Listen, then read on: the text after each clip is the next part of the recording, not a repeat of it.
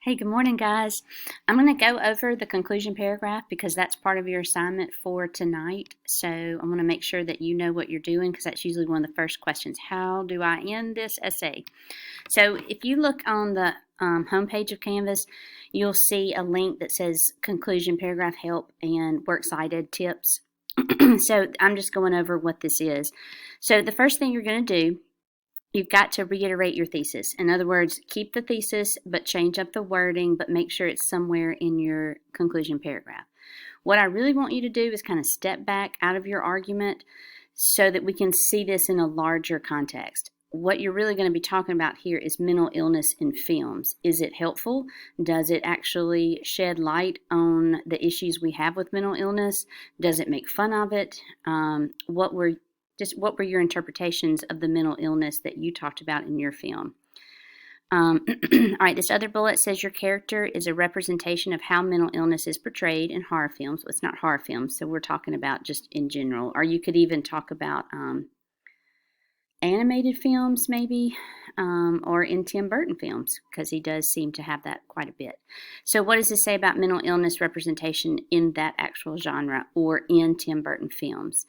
That's pretty much what I just said, but you got to kind of step back from your actual Willy Wonka or Beetlejuice and kind of talk about how mental illness is portrayed in films.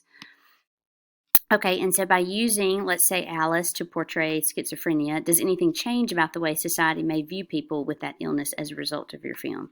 That's an interesting question to answer. And you could also address, are there any risks associated with labeling characters like yours with a mental illness? In other words, what could be the consequences? All right, I put in a student example of, I think this is Alice, and this talks about schizophrenia. And this is through the looking glass, so it's a little different. So you can't copy and paste this because it won't work with yours, Tucker and Frank. Okay, so that's just an example. Then I give you a couple of tips. You've got to show in this conclusion that you can take your specific argument about your character and make sense of that information within a larger conversation, which is what's really important. Don't just focus on Alice. Don't just focus on your character. Kind of make sure that you're making an impact. In other words, is this essay just for us or is it for the world? So just make it a universal argument. Another tip, start with your character and disorder and symptoms and slowly walk your way backwards into a more general conversation about how mental illness is portrayed in your film or in animated films or in Tim Burton films in general, and how that representation may create problems with stigma, etc. You'll notice too that this is the exact, my phone is blowing up.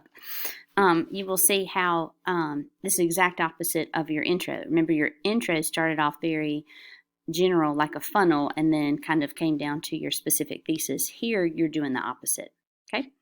All right, and then this is some stuff that might help you with the Works Cited page, but I am going to get you a video later on Works Cited. I'll be working on today film review, how to incorporate that into your paper. And then for those of you that need to or would find it helpful to define a film device, I'm going to show you how to do that as well, hopefully today. So any other questions, just put it on GroupMe or text me or send me an email, okay?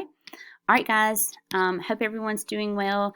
I know we have that new order in, so don't be depressed. Just do something fun today to get your mind off of it. All right, love you guys.